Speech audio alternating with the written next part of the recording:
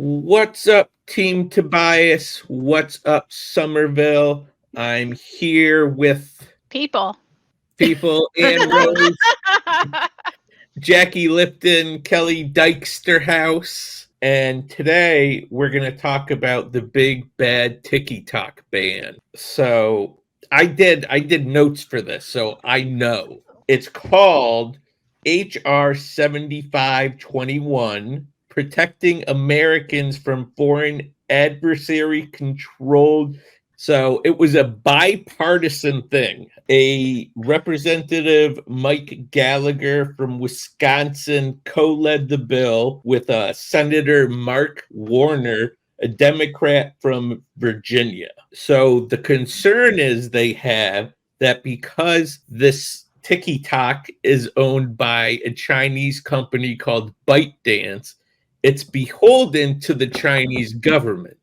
And hopefully Chinese government's gonna hack us and my computer won't explode. But it's a fascist totalitarian country, and the worry is that government will make demands of ByteDance and ByteDance will be compelled to comply.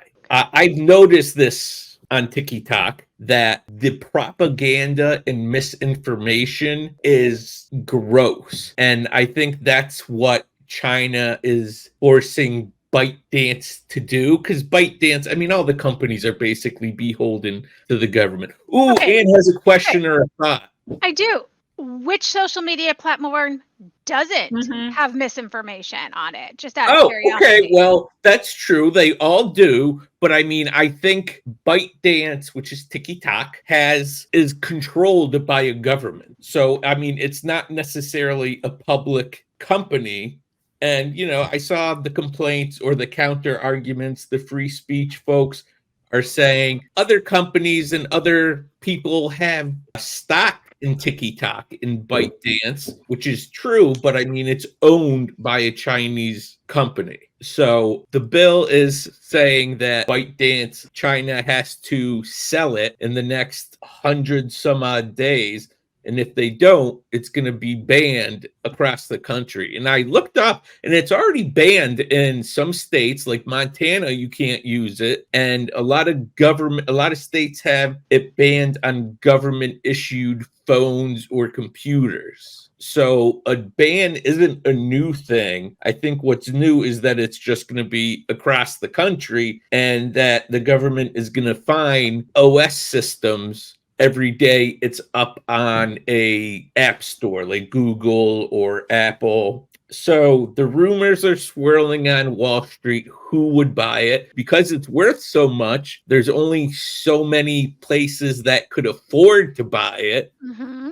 I would kind of laugh if Elon Musk bought it. That would be, I don't want to put that out in the ether though, because if So he he's can listening destroy to that this, too? yeah, because if he's listening, he's gonna destroy it and it'll be all my fault. So China hasn't really had an official response yet. The response was basically, this bill sucks and it's not right. The common criticism of US foreign policy. TikTok, ByteDance is obviously going haywire. Their call to arms is apparently deploying their creators, which obviously, all these people on TikTok like Anne, who have billions of followers and make millions of dollars a month, are trying to keep their jobs. Since BookTok started, it grew exponentially in 2020 when the pandemic hit. People were home having to read. Publishing has been relying on it more and more, so much that when you walk into Barnes and Noble, you see tables saying BookTok. Personally, my goal is to get a book on BookTok. I've had editors, I don't know if you've had this, but I've had editors request BookTok book. And I say, what is that? And they're like, I have no idea. Something that can go viral on BookTok. And I'm like, yeah, I want that too. Tell me how to do it. What are you looking for? And they say, I have no idea. I can't explain it to you. My question to the room is, including Marshall, my dog down there, how do we think this is going to affect publishing? And is publishing going to be able to, quote unquote, recover from that loss of audience? I have thoughts. Ooh, I want to hear them. First of all, I think, how long has Book Talk been around? Maybe influence in a way that really influenced the market. 6 years, 5 years. So publishers, they tend to rely on other platforms to market their product. I think this could just encourage them to maybe do what they're supposed to do and market their own products. And oh, sorry. I just, but it's in general, they turn to other things and let people do their job for them. And maybe they should start thinking about how to market their own product and how to make their own platforms. I mean, when you go to buy a book or get online to look at a book, do you ever think, oh, let me go to the Simon & Schuster website and see what I should look at now? Let me go. I think it's time for publishers to get a little bit more creative in terms of how to market their own content instead of relying and leeching on the back of other people to market their content. But, why wouldn't they? TikTok's free advertising on their behalf, right? So that's one thought. I think it's time for them to start advertising their own content. And the other is that I think that if it's really that influential, it'll migrate. You've already got Reels set up. You've already got something else. I think TikTok's not nearly as important to Book Talk as people think it is. I think it would just migrate because I'm not on TikTok. But I do get sucked into Reels, and I'll send them to friends of mine who are on TikTok. They're like, oh yeah, I saw that on TikTok. So already there's just crossover. My guess is that TikTok would just go away. But then I'm only in Kidlit. Most of my school, middle grade chapter books, picture books that I work with, aren't on TikTok anyway. You guys rep more adult products, which are probably more influenced by TikTok. But I think I still see a lot of the same content on Reels that you probably do on TikTok. But that's kind of my thought. I don't know that it would be as much of a hit to publishing as people think it would. I think what it comes down to is not necessarily that it's a hit to publishing, but it's a hit to authors, right? Especially independent authors who do their own book marketing. So it's their tool that they're using in order to sell their product. And so if they don't have that ability to reach those users, then it makes it much more difficult for them to sell and differentiate themselves in their own market. You don't think they just migrate? I mean, all the eventually, users are probably are there anyway. Eventually, already it would have to, right? I mean, we saw that on Twitter, right? When Twitter got bought, people tried to migrate other places, right? They went to Blue Sky, they went to Threads, they went to Post Social, they went to, I can't even think of all the different Spout, all the different places. But at the end of the day, people mostly stayed with Twitter, even though it's now a dystopian hellscape full of bots and, P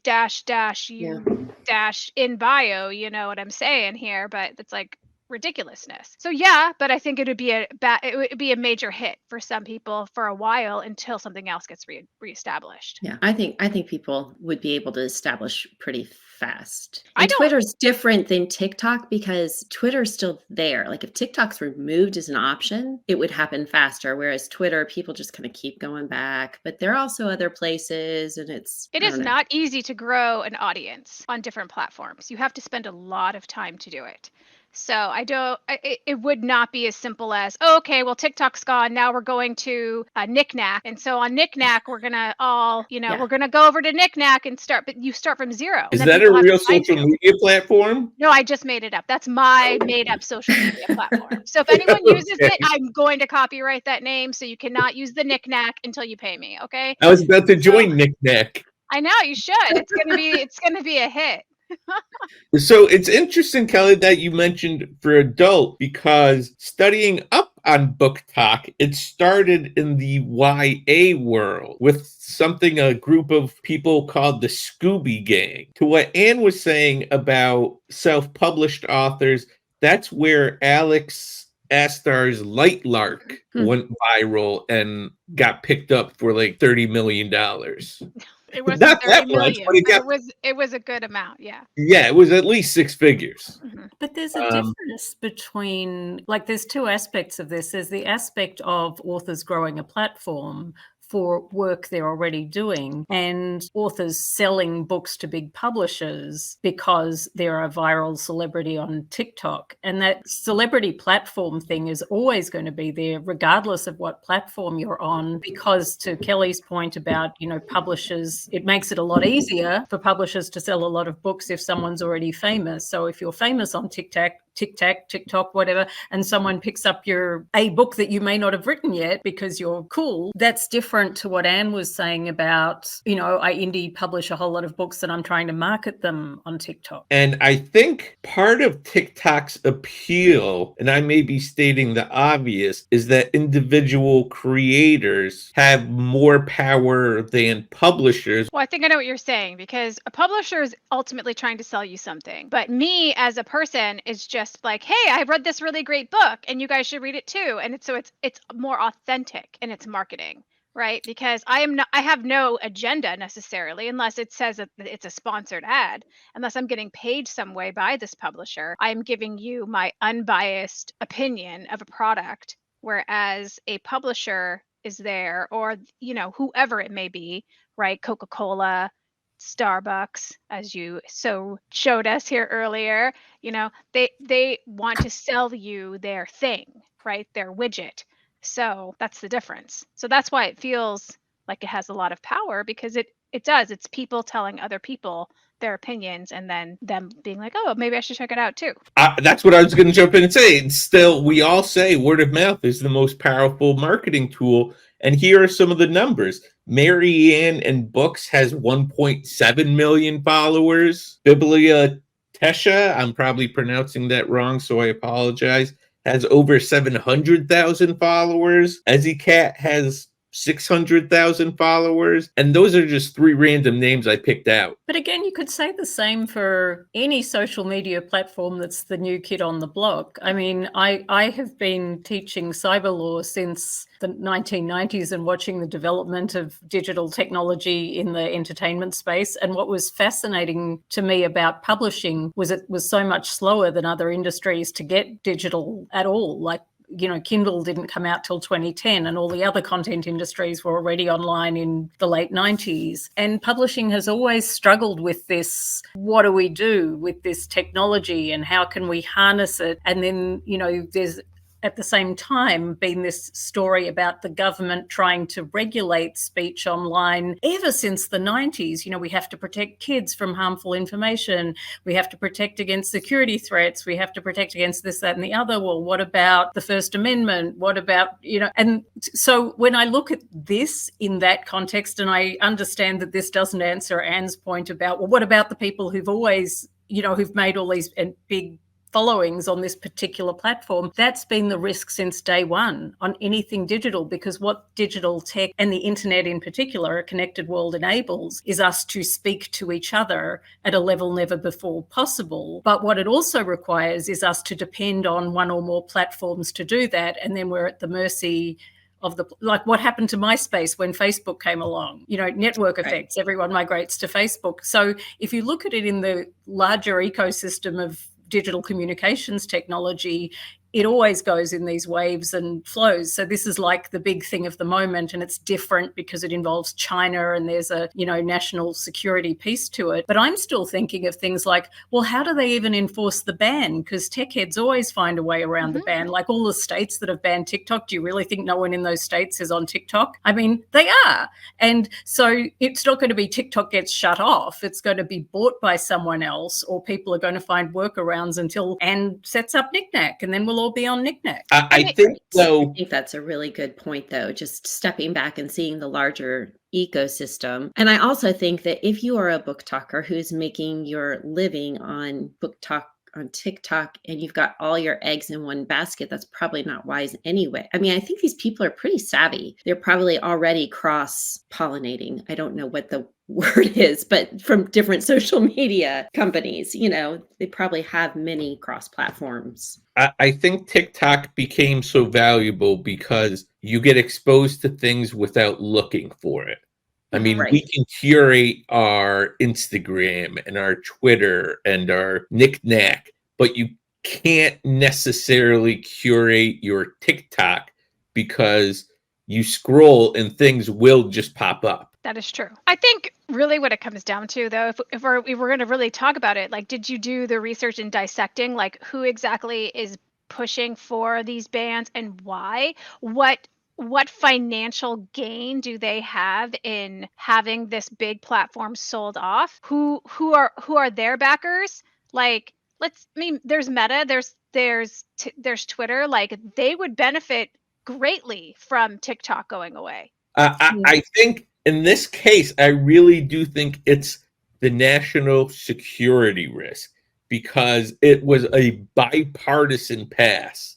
Yeah, and I mean, I think it'll die in the Senate, but I mean, that it's bipartisan when in this country nowadays no one can agree on the color of the sky. I think that says something. And I think because we are more enemies with China than we've ever been before, and with the election upcoming, I don't know. I guess I feel like there's more ulterior motives here. Like, I don't take it for face value. I just, because look at all the disinformation that happened on Facebook for the 2020 election. Plain and simple. That's an American company, and look what it did. So this excuse that, oh no, China is now going to say something, I don't know if maybe I'm skeptical. I don't know, but I think that there's something more into it than just, saying, oh, it's a big security risk, because we have it here with our own people and our own companies and on our own US soil. That's a problem. So, and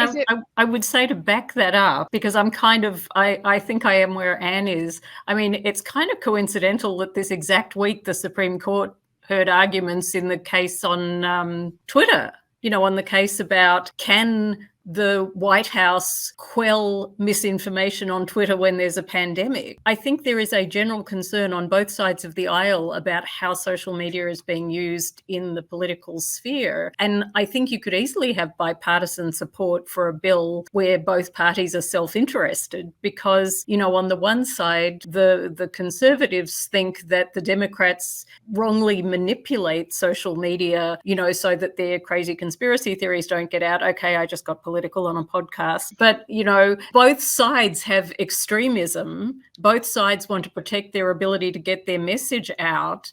And disinformation works really effectively for everyone right now. So I'm not sure that the fact that it was bipartisan means that it's really about something greater than local politics. Maybe this is something you know about, Jackie, but what about the fairness doctrine? We got rid of that, and then all of a sudden it became, What's the fairness doctrine? In what context? From my understanding, there used to be something put in place that basically said that if you're going to report on something, you have to do it fairly and you have to do it honestly.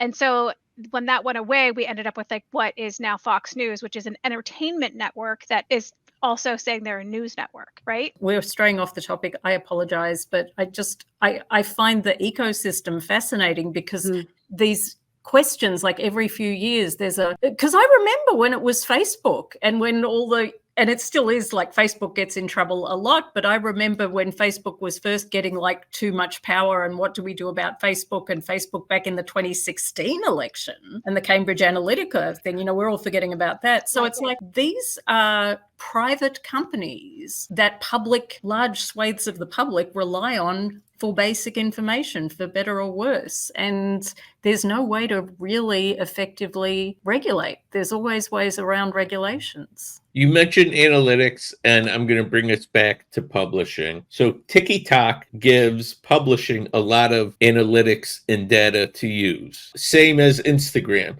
For example, I received a marketing plan from a publisher today. I'm not going to say who, but it included best times to post on Instagram and TikTok and which one to post on what day. And it's because they have access to all this data from Instagram and TikTok. And without TikTok, I think that goes away that huge portion of an audience.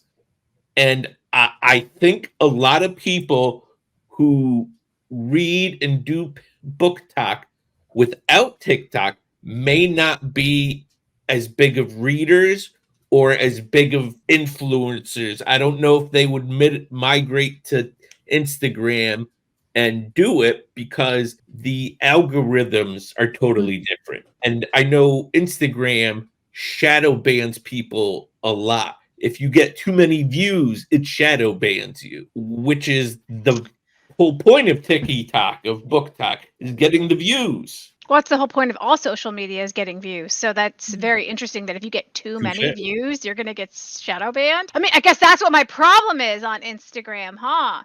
Yeah, too many views. I have quote unquote influencer friends who say, yeah, I posted this thing, it got a ton of views, and my next one did horribly because I don't know if we're going to turn into another conspiracy theory episode and thinking there's some political aliens behind the TikTok ban, but Instagram, maybe they want to show more profiles or whatnot. And like I notice on TikTok, if I post something that gets huge views, the next one won't. Yeah, I had one video that I had up there that had like 7. How do I have, I have more followers than 7. So how did only 7 people see my, and it's like short too. And it's probably one of the more ridiculous, silly things that I've posted, but like, it's like 10 seconds but 7. And this marketing plan said, do not post more than 2 hashtags, because apparently if there's too many hashtags, you get shadow banned or whatever. And I'm a hashtag hound. Hashtag hound. Copyright that. Hashtag hound. I'm gonna get a shirt that says that. I have to get one that says I am a T-Rex and hashtag hound. That is really interesting to me about the shadow banning, though, because, the point of all of these services is the algorithms, as Lane said. It's to get all your personal information. So, and that's why we don't pay. That's why there aren't membership fees. The price of us engaging online is they use their algorithms to get all our personal data so they can sell things to us or change our minds on things or whatever. So that said, why would a shadow ban be useful? I'm really curious about that. I believe it. I'm just curious about why it would be a useful thing for the company. And I mean, the other companies that have been virtually impossible to regulate, although many states have tried, is data aggregators. There are companies that aggregate your personal data and sell it. And those companies are virtually impossible to regulate. And to publishers, advertising, and marketing, last few years, that's been the complaint from authors, that they're not doing the work. They're expecting the author to do the work. And I think that comes from social media. Well, why would they if everybody's doing the work for them and it's free? That's my thing. I think publishers, if they need to pony up a little bit, and they've got their product they've spent money on. What other business relies on other people to do their marketing and publicity? I mean, there are people who do marketing publicity and very effectively as well within the publishing houses. But for the platforms, there's no creativity. There's just very little forward-thinking, creative platform marketing within publishers to market their product. Lane was saying this earlier. Publishers like, well, we're looking for BookTok books. And you're like, well, what's that? Oh, we don't know. We just want you to do it. And it's like, well, we should take a poll and see who really thinks TikTok's going to get banned. That's a good question. To, or who okay, that's fine. I mean, do we really think it's going to be banned? That's my question. I think it'll be bought. I think someone's just going to buy it. I think someone's going to buy it. An American company. Final thoughts? I think this is a lot of talk, and I don't think anything's really going to happen. Yeah. Really? Yeah. Well, I mean, I don't think it's going away. Let's put it that way. I don't think TikTok's going away. I think there's too much money to be made, and so it's just not going to just disappear. I think also it's an election year. There'll be a lot of talk. They're going to try to use it for individual platforms, but no one's going to make a move that's that big during an election year that could potentially cost them billions of voters. Right. Yeah, I agree. I mean, it may get bought. I don't think much is going to change, but we'll see. Anne, why don't you take us out? All right. Well, if you have been enjoying our discussion here on the Literary Lens podcast, please make sure to like, subscribe, and leave us a comment and tell us if there's some topics you'd like us to discuss. As always, thank you to Lane Haymont, Kelly Dyksterhouse, and Jackie Lipton. I'm Ann Rose, and we'll see you on the socials.